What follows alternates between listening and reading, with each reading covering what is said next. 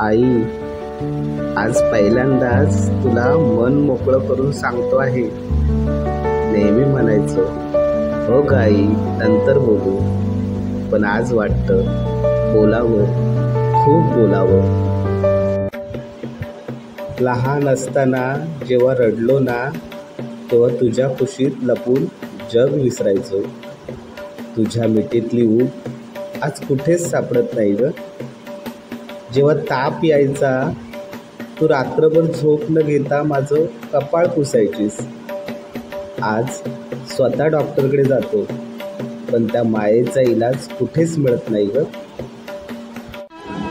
आई, तुझं खाल्लंस का नीट एवढंच विचारणं माझ्या सगळ्या प्रश्नांचं उत्तर असायचं.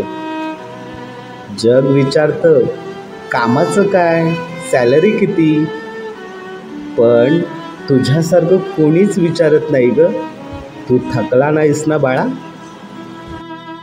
तुझ्या हातची गरम पोळी आणि तुपाचा वास अजूनही मनात रेंगाळतोय, पण आज त्या पोळ्यांचा स्वाद आठवणीतच उरलाय.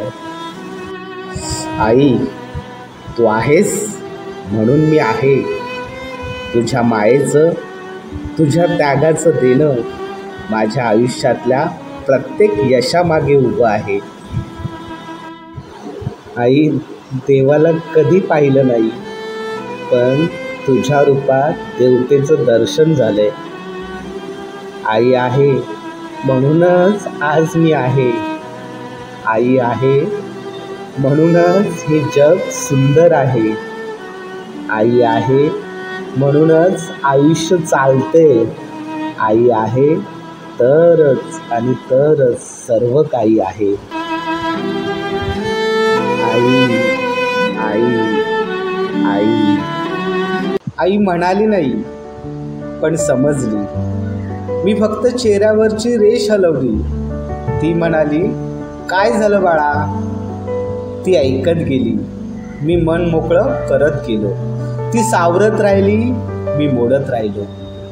ती म्हणाली नाही कधी मी थकले, मला कुणी समजून घेत नाही, कारण तिच्या वाट्याला फक्त तूच सगळं सांभाळायचं हेच आलं. ती माझी काउन्सिलर होती, बिनशुल्क, निशब्द आणि अटूट. पण तिचं कोण ऐकतं? तिच्या दुःखाचं काउन्सिलिंग कोण करतं? ती जेव्हा एकटी रडते तेव्हा तिच्या डोळ्यात कोण पाहतं? तिच्या प्रश्नांना उत्तर द्यायला आपण कधी वेळ काढतो का? आज सांगतो आई, तू माझ्या प्रत्येक अश्रूला आवाज दिलास. आज मी तुझे शब्द ऐकणार, तुझे मौन समजून घेणार. तुझंही मन आहे, तुझ्याही भावना आहेत. आजपासून तुझा मुलगाच तुझा काउन्सिलर होणार.